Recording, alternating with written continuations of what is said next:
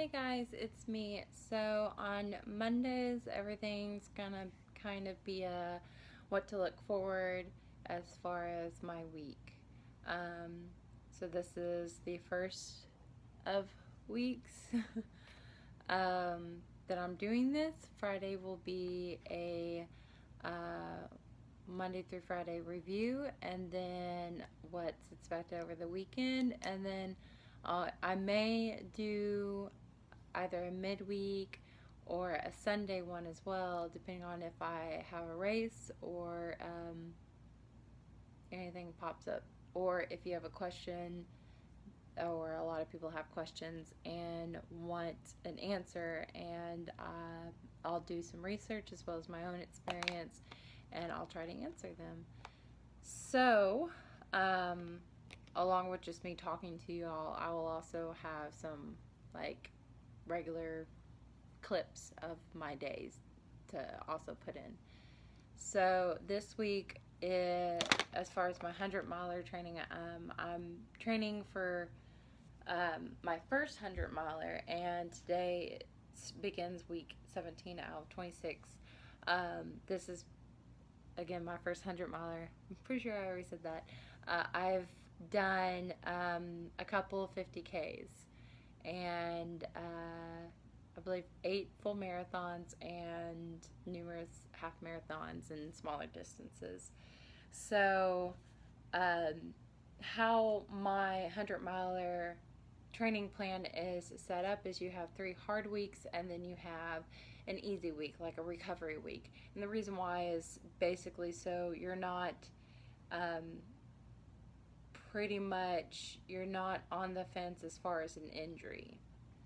What happens is you slowly build. Obviously, at the beginning, you're not going to be doing 20 and 30-mile long runs back to back like you are during like week 23 or week 24 of the 26. You might start, I think it was like with a 12 and an 8-miler, and then it just builds up. So throughout the week, Monday and Friday are actually supposed to be my rest days, but as of Boston of this year, or the day after Boston, I start my run streak, and since I want to hopefully keep my run streak, I typically only do a birthday run where one of my friends who's having a birthday or someone's having an anniversary, I actually run a tenth of their miles. So like today, my friend Kathy, she was turning 38, so I did 3.8 miles. If no one had an anniversary, if no one had a birthday, then I would just do 1 mile to keep the running streak alive. So today being Monday, it was a rest day. I only did 3.8 miles. Tomorrow, the rest of the week goes Tuesday 4 miles, Wednesday 8 miles. Wednesday is typically a semi-long run, or that's what they would call it. And since it's a recovery week, all these distances during normal, the 3-week hard or training weeks are significantly smaller. So Wednesday, I'm now during a training week up to 12-15 miles. On recovery week, I only have to do 8 miles. Thursday is 6 miles. Friday is suggested rest day or no miles. Saturday is a 10-miler, and Sunday is 8 miles. And then next week will begin training week, so you'll see significantly higher numbers in miles there. So that's basically what I'm doing for the running week.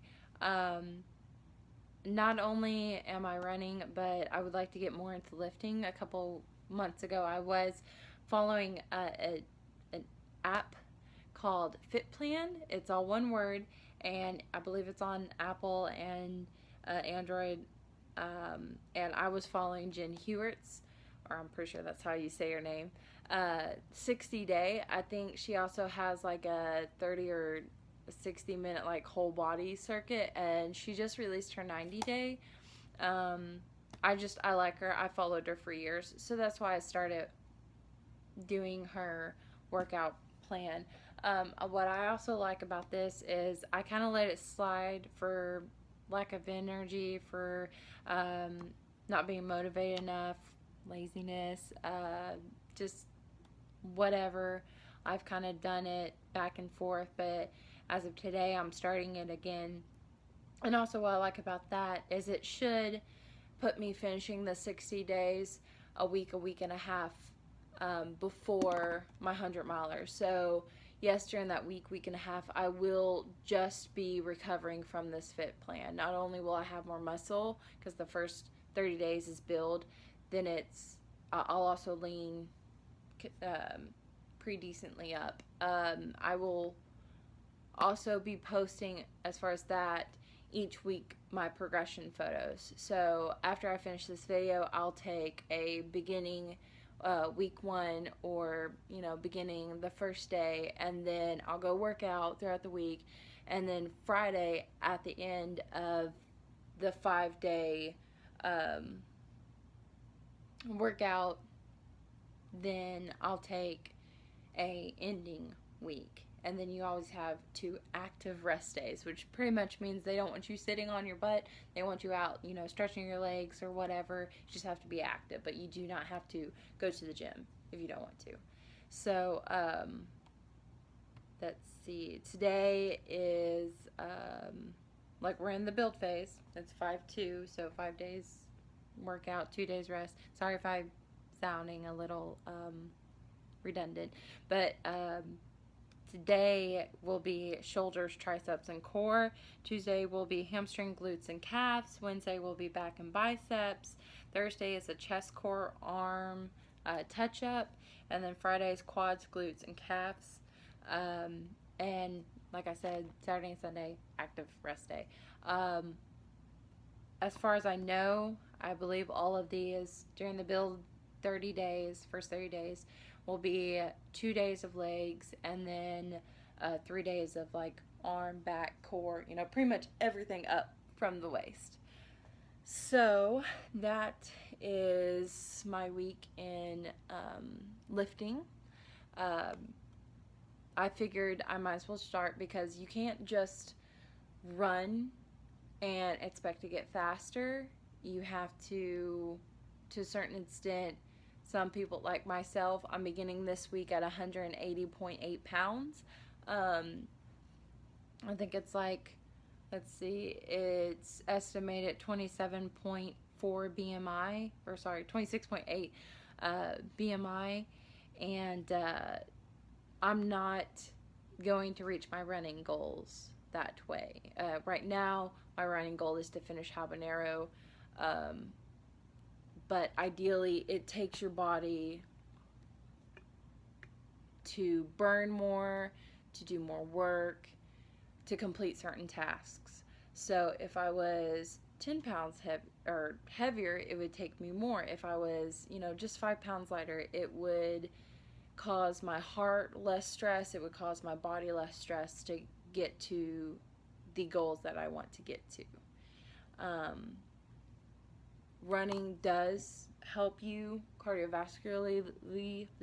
It helps you in many ways. Mentally, it has helped me a whole lot. But, incorporating some lifting, incorporating some plyometrics, some yoga, some, HIIT cardio, whatever, will greatly improve your life. Even just maybe you want a bike, that would help you. Just doing one thing, unless you really, really, really like to do it and you really, really hate everything else, you're going to start to plateau, and I don't want to do that. So that's why I'm incorporating the lifting program as well. So nutrition-wise, guys, I'm on the ketosis diet, or I try to stay on it. I was very skeptical of it, but I've done my research. I've seen a lot of endurance athletes on it, and I think as long as I stick to it, then I'll be able to see a lot of progress within myself. Already I have a significant personal progress I've seen, and just by I used to have a lot of lactic acid, that burning feeling is a buildup of lactic acid in your muscles, and I don't feel that hardly anymore. I mean, occasionally I do. If I'm really, really trying to sprint towards the finish line, I'll feel it. But other than that, I really don't feel it as much. I've before I start heart rate training, which I'm doing right now, to strengthen my heart, you know, before ketosis diet, I can only go maybe a third mile, maybe a fifth mile, but then I had to stop because of that lactic acid, because of that burn. It was just too much. I couldn't get my mind off of it. And now I'm able to go for miles. Now, whenever I started the heart rate training, considering this is June and we're approaching summer and the humidity, I live down near Dallas, Texas, my heart rate goes up higher than it would in December. Obviously, it's just your body's doing, it's causing your body to do more work. Increased temperature, humidity, that's what you get. So I am having to go slower, but I'm still strengthening my heart in the process. Let's see. So not only is this channel basically your ticket to like kind of see what my life's about and see what I'm doing to see if you're interested in a healthier lifestyle, as far as working out, as far as doing action, but it'll also be the nutrition side, because for people who have never tried to change their nutrition, I don't believe that many people understand the impact. A lot of people say that, 80% of what you do is based on your nutrition. And before, whenever I was 18, 19, 20, I didn't really believe it. Now I do. I really, really do. So I'm also going to kind of give you a couple of things that I eat or drink, and then as well as I'll later be putting in meal prep and everything, little short videos to kind of show you the variety, because a lot of people think that ketosis is just meat and cheese. And while, yeah, I do eat a lot of meat and I do eat a lot of cheese, I do eat a lot of food just in general. Some days I eat under my calories, some days I eat a little bit above my calories, but I'm doing ketosis, but I'm also doing intuitive eating as well. It's more like a combination where I eat whenever I'm hungry, and when I'm full, I'm full. So, and that's also something that the ketosis diet has allowed me to do. Before, I would eat and eat and eat and eat and eat and eat, and I wouldn't recognize that I was probably full because I was too busy eating fast. I still eat fast, but I'm able to realize that I'm actually full sooner. So before feeling like I have a food baby and I need to go take a 4-hour nap. So this week, like, I'm gonna tell you what my nutrition plan is for today, and then show you the variation between today or this week. So on Mondays, Wednesdays, and Fridays, I typically go to a local theater lobby. It's the Texas Theater Lobby, and I get like a peach detox tea, and then a quiche. It's just, I don't eat the back crust, and then the underneath is like so fine of crust, it really doesn't add to my carbs. It maybe add like 4 carbs, but it's really good. It's really nutritional. The chef there is like, oh, it's so good. And then the peach detox tea, it helps me, like, I like the taste of it. I don't have to add any sugars, fake sugars, to it, and it really does. It's able to cleanse me. It's able to boost my metabolism as well. So for a snack, I, instead of drinking coffee, some days I drink coffee, but most days I also use this. It's a part of the Stance line, but it's called FiBurn, and Jen Heward also helped design this line of products. And why it's called FiBurn is it's a thermogenic, and it has a lot of fiber in it. So a lot of Americans don't actually intake enough fiber in their diet, and this is something that could kind of give you like a little morning wake up rather than drinking coffee. But at the same time, it's good for you because it's allowing your digestive system to do what it needs to do. So she has 3 flavors. I have 2 of them. I have Mango Madness and Screaming Apple Melon, and so I'm doing the Screaming Apple Melon first. So far, it's really good. It has a little bit of tartness to it, but it's so good. And then for lunch, I had some old folks hot sausage. So they're like little sausage patties and everything. And I usually cook the whole box. It comes in a box of 24. And I cook the whole box, and that's like my meal prepping for sausage wise. And I'll eat 5 or 6, and then I'll cut up a whole. Get these huge, large avocados, and I'll mix them up. And sometimes I put them in like a carb smart or smart carb, however they call it, tortilla, and I'll eat it that way too.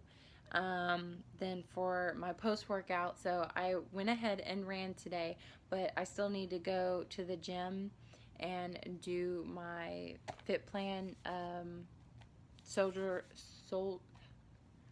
shoulders, triceps, and core. But after that, I will have a like protein shake. The one that I use is from Up Nutrition. They have like 5 or 6 plan or types or varieties. I have the coconut ice cream. I like it. I think it's super tasty. I think it tastes like coconut ice cream. So you can mix it with like milk or water or whatever. But I think right now I'm just going to mix it with water, because I usually vary. It is more creamy if you do mix it with cream. I normally mix it with almond or soy milk, but I just don't feel like it today, so I think I'm just going to have it with water. And then as like another snack, I'll probably have lunch meat, whipped cream cheese, and then green onions. You pretty much wrap them up. They look like a little hors d'oeuvres, but they're actually a really good snack. And typically I only eat one big meal, so like my whole avocado and 5 or 6 sausage patties. That's actually a big meal for me. I'm still getting in plenty of calories and everything throughout the day, and I'm still sticking to my lack of carbs and still hitting my protein goals, and I'm the rest of it is all fat, so my body will burn off of. So like rather, I did the peach detox tea and quiche on Monday, Wednesday, and Fridays. On Tuesday and Thursday, I might have like a breakfast burrito, made by myself, like at home. And then instead of my lunch for today, I might decide, like, I typically also eat a lot of salmon, I eat a lot of tuna, I eat a lot of bison as well. And instead of avocado, sometimes I'll make it with flavored cauliflower or Brussels sprouts or asparagus. So, and I'll be putting more variety on here as we go. And then instead of my second snack being like rolled up lunch meat and everything, like I'll eat a little bit of fruit, like a handful of fruit, or I love string cheese, and you can have that on the diet. So I'll also put that up. So yeah, so that seems to be it. So I will see y'all Friday. So I know this video was a little scatterbrained. I apologize. As you'll get to know me, you'll realize that I'm that a lot. So I guess get used to it. And then I'll see y'all Friday, and I'll let y'all know how everything goes, and I'll hopefully have a couple videos throughout the week. Oh, also, I did. So today, also for my runs, I figured I could also use this. I could get the head strap, and I could have y'all come with me for marathons. I got me the GoPro 5 Black, I think it is. I just need to get the head strap. And then tomorrow or Wednesday, I'll probably be also getting a better camera. Right now, it's shooting on my iPhone, and I'm pretty sure I'll also have little videos for y'all from my iPhone, but I really want a Sony camera, so I think I'm gonna go get that tomorrow. So then hopefully that will also lead to better quality of videos for y'all, and hopefully it'll lead to more opportunities for me to shoot. Like in the gym, it might be easier for me to shoot with this or multiple shots. So we'll see. I'm excited, and I thank y'all so much for following me.